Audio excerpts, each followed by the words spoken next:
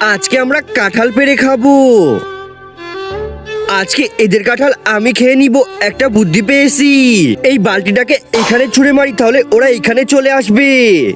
আরে বোমা, ওইটা ওখানে কি পড়লো? চলো তো দেখে আসি। এই তো ওরা চলে গেছে, এইবার তাড়াতাড়ি গিয়ে কাঁঠাল দুইটা পেরে নি।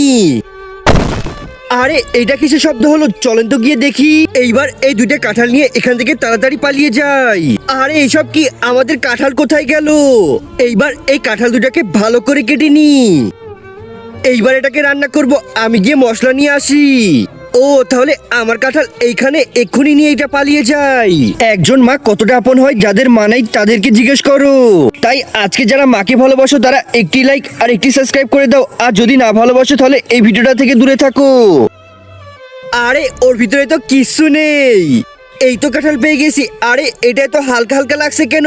আরে এ কি, এর ভিতরে তো কাঁঠালই নেই। কাঁঠাল তো ছিল এইটার ভিতরে।